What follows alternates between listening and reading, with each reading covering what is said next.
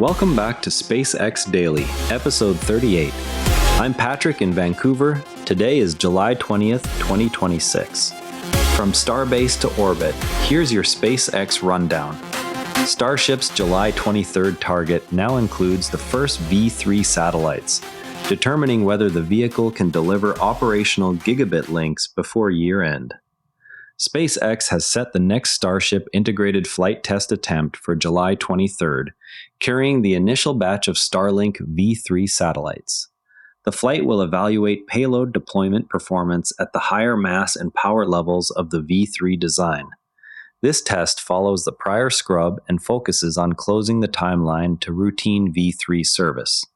Observers will watch for successful upper stage restart and precise orbit insertion data. The V3 satellites represent the first operational hardware intended to close the gap between current Starlink throughput and the targeted gigabit-class links. While Starship pushes the performance envelope, Falcon 9 operations continue to surface edge case reliability questions.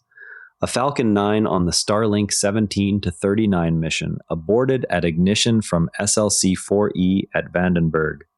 Booster B1082 reached its 23rd flight before the hold. The vehicle performed a safe shutdown with no reported damage to pad or hardware.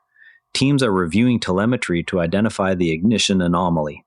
This marks the second consecutive last-second abort on Falcon 9 vehicles operating from separate pads. The same ignition sequencing that triggered the abort is examined in depth in today's engineering deep dive. One thing worth watching is how Falcon 9 last-second aborts at ignition remain rare but have now occurred twice in quick succession across separate pads. The Vandenberg event on B1082 adds data points on engine start sequencing under flight-ready loads. Resolution depends on root cause analysis of propellant conditioning or valve timing before the next scheduled Starlink mission.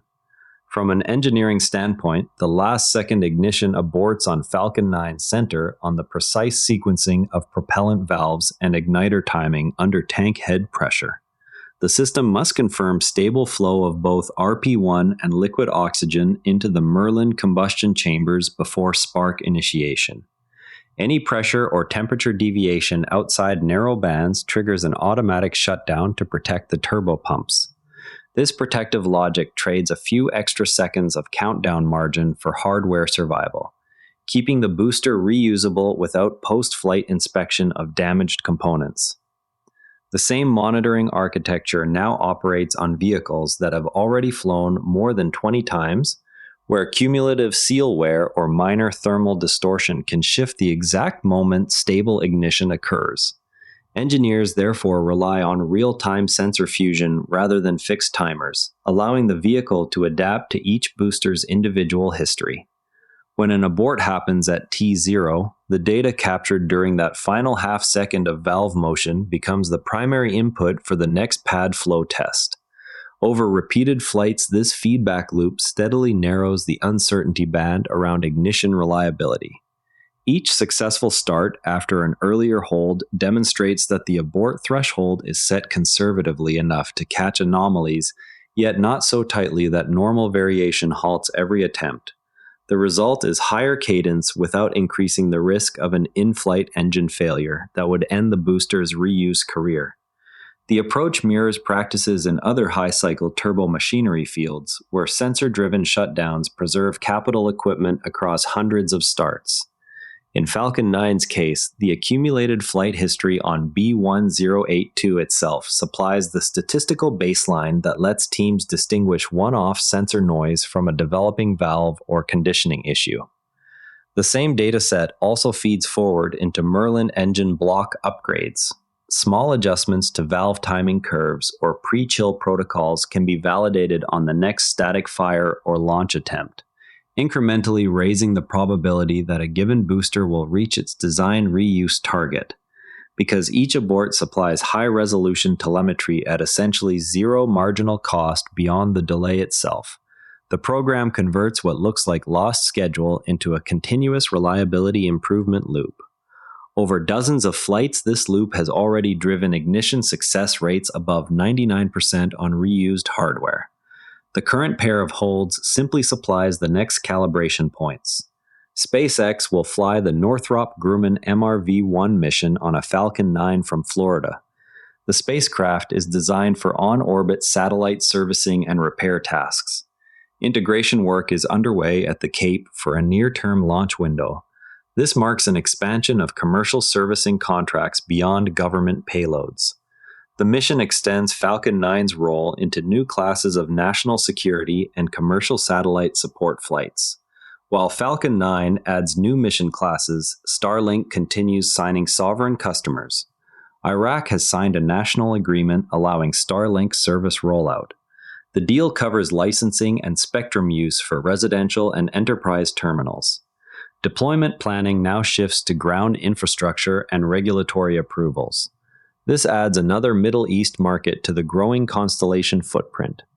Ground station siting and terminal certification will determine how quickly service can reach users after spectrum clearance. Starlink growth keeps fueling speculation about affiliated compute needs. On the AI front, Elon Musk publicly rejected claims of a $52 billion SpaceX order for approximately 1 million NVIDIA GB300 GPUs via Foxconn racks.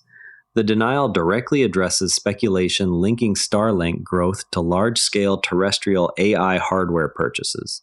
No alternative compute procurement figures were provided in the statement.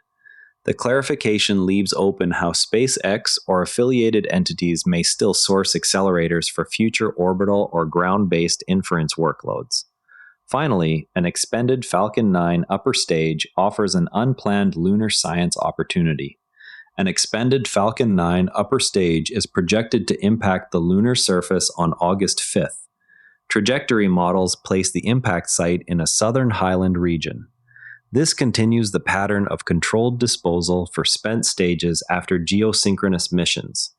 Impact observations may provide data on lunar regolith response. The event offers a low-cost opportunity to gather surface interaction measurements without dedicated lunar probes. That closes today's engineering and market threads. Our SpaceX Lounge users noted the first confirmed engine swap from Booster 20 observed at McGregor on an outer Raptor, with the unit having ignited during a prior attempt. Separate posts highlight the Falcon 9 ignition abort on B108223 as the first such event on that booster since 2024, with commenters comparing telemetry timing to earlier 2024 holds for pattern analysis. Additional threads discuss the upcoming Northrop Grumman MRV-1 servicing mission and what it signals for future commercial on-orbit repair contracts. Users also tracked the projected Falcon 9 upper stage lunar impact on August 5th, noting its value for passive regolith studies. Starship's next attempt keeps the engineering focus on V3 satellite deployment performance. That covers everything worth knowing about SpaceX today.